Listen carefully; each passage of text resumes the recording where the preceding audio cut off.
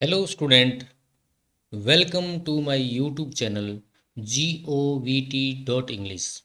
आज हम पढ़ेंगे प्रारंभिक शिक्षा पूर्णता प्रमाण पत्र परीक्षा वर्ष 2023-24 जो कक्षा 8 के लिए अंग्रेजी विषय के लिए जो आयोजित हो रही है।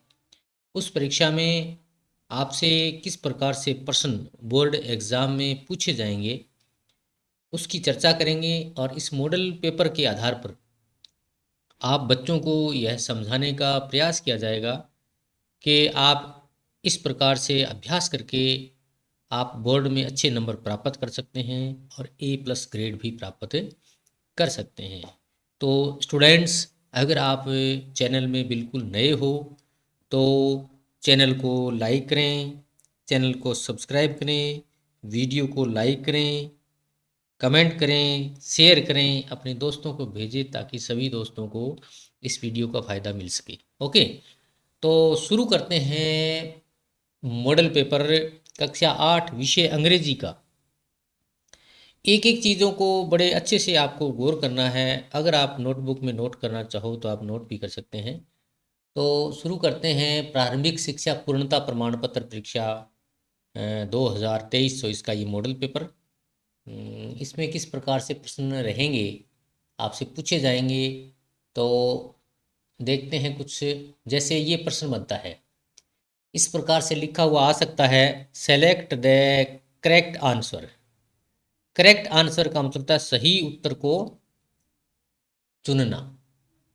इस प्रकार से लिखना भी आ सकता है, इस प्रकार से गुड का निशान लगाना भी आ सकता है, या फिर ABCD में भी आ सकता है। जैसे मान लो ये लाइन आपको लिख दी है, नीचे ABCD, उसमें इस प्रकार से लिखा आ सकता है।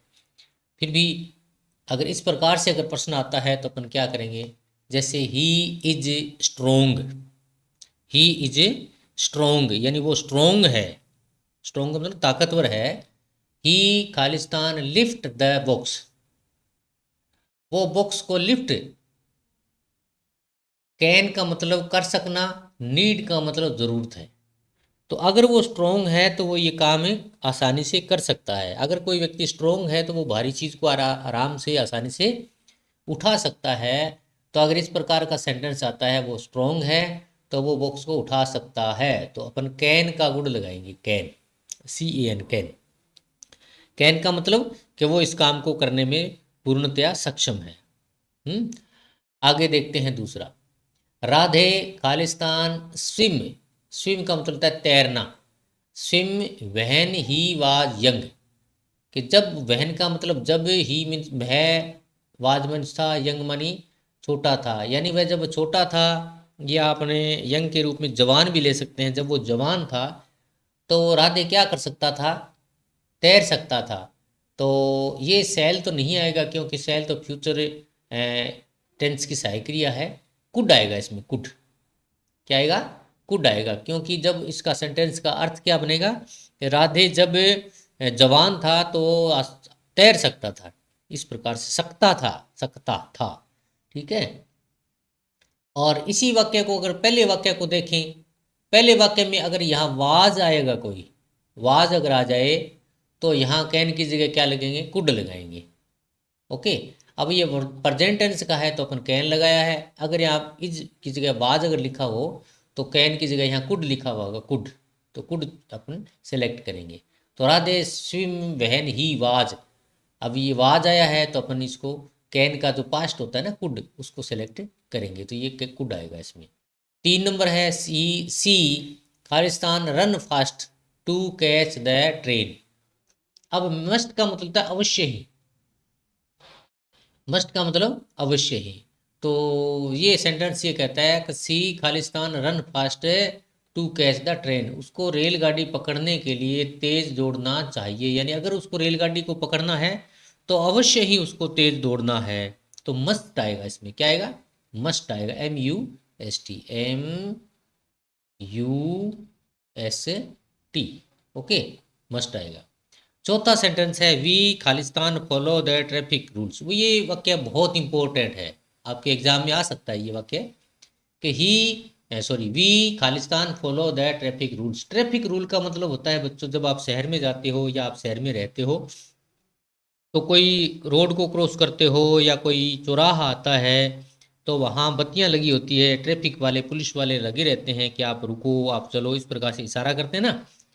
तो ट्रैफिक रूल का मतलब होता है वाहनों का रूल जो बना, जैसे हेलमेट पहनना है, एक निश्चित गति से वाहन को चलाना है, या अगर आप सड़क पे पैदल चलते हो तो आप लेफ्ट साइड में चलो, हैं। इस प्रकार के जो ट्रैफिक, बहुत सारे ट्रैफिक रूल्स होते हैं। 18 साल से कम बच्चों को बाइक नहीं चलाना चाहिए। तो इस प्रकार के जो रूल होते हैं ना, उनको क्या करना चाहिए, अपन अवश्य ही फॉलो करना चाहिए, अवश्य ही।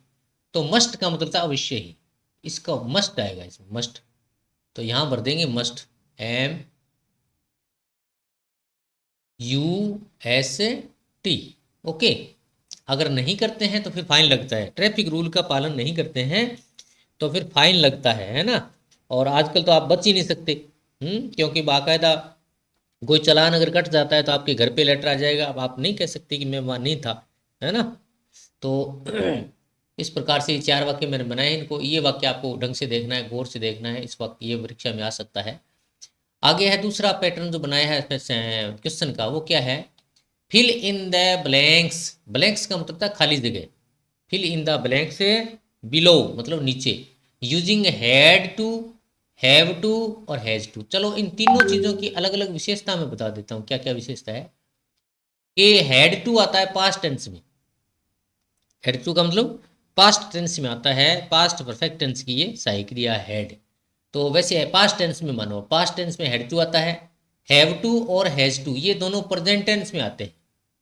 किस टेंस में, प्रेजेंट टेंस में आते हैं। लेकिन हैव तो बहुवचन कर्ता के साथ लगता है और हैज जो है वो एक वचन कर्ता के साथ में लगता है। तो देखते हैं, ये तो पास्ट टेंस का आ गया, ये दोनों प्रेजेंट के आगे, ये बहुवचन में लगता है, कर्ता जो बहुवचन होता है उसके साथ लगता है, और ये जो एक वचन कर्ता होता है उसके साथ लगता है। तो इस प्रकार से सेंटेंस देखो, my brother Khalistan reach school early these days. अब आपको ये चीज़ें बता दूं, दीज डेज जो है वो प्रेजेंट टेंस का होता है। दीज डेज जो होता है ना वो प्रेजेंट टेंस का होता है, प्रेजेंट टेंस, वर्तमान काल। तो वर्तमान काल में दोनों बताए मैंने, एक हैज टू है और एक है ये हैव टू है। अब दोनों में कंफ्यूज हो गया ना, क्या लगेगा, तो अपन कर्ता की तरफ आते हैं, सब्जेक्ट। माई ब्रोदर है यहाँ, माई ब्रोदर एक वचन है ना, तो हैज टू लगेगा, ये has to, has to, HAS to, has to. इसका अर्थ ये बनता है, my brother has to read, sorry, my brother has to reach school daily these days. इन दिनों मेरे भाई को जो है वो स्कूल जल्दी पहुंचना होता है, ठीक है, पहुंचना होता है या पहुंचना पड़ता है, जो भी। दूसरा देखो इसमें, अब इन दोनों की बताऊँ, अलग अलग खासियत बताई है मैंने।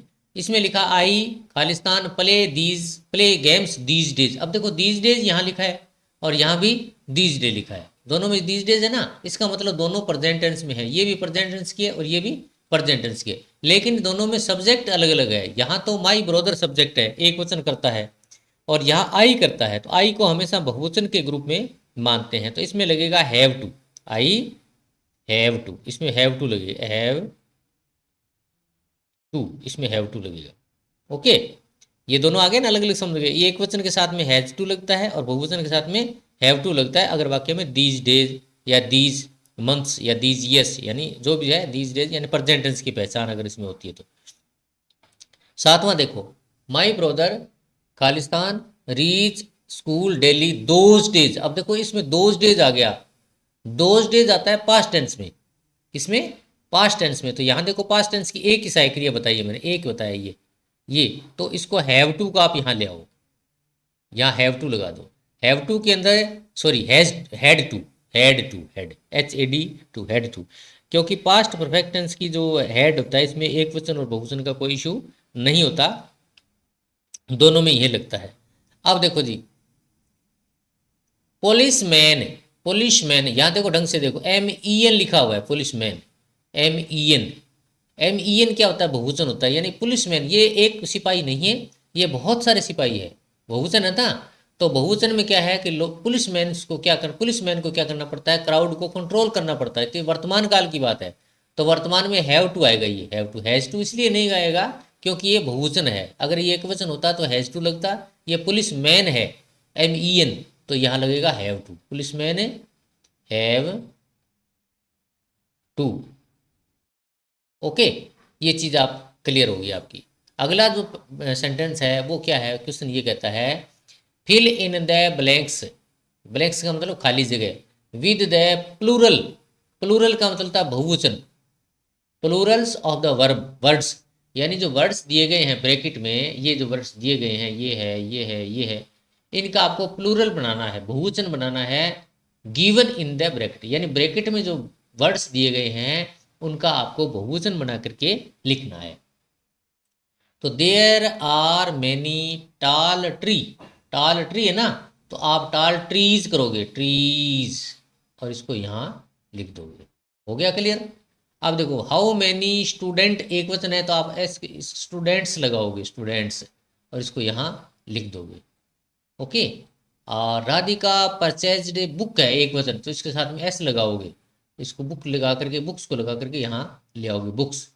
वी बॉट खालिस्तान फॉर अवर क्लास, टेबल है तो टेबल्स लगाओगे, टेबल्स, इसको यहाँ लिख देना। तो इस प्रकार से आप ये प्रश्न आराम से कर सकते हैं। अगर आप ऑब्जेक्टिव टाइप के क्वेश्चन आते हैं, जैसा मैंने पहले वाले वीडियो में बताया, तो भी आप आराम से कर सकते हो। अगर इस प्रकार से ब्लैंक्स अगर आप भरने आते हैं, खालिस्तान भरने आते हैं, तो भी आप आराम से कर सकते हो। ठीक है, तो ये वीडियो आपको कैसा लगा आप कमेंट बॉक्स में ज़रूर लिखें। अगर आप चैनल में बिल्कुल नए हैं तो चैनल को लाइक करें, सब्सक्राइब करें और कमेंट ज़रूर लिखें। कमेंट ज़रूर करें, क्योंकि अगर आप कमेंट करते हो तभी मुझे क्या है पता चलता है कि आप वीडियो को देख रहे हो, वीडियो को पसंद कर रहे हो। तो मिलते हैं अगले वीडियो में। Okay, good bye.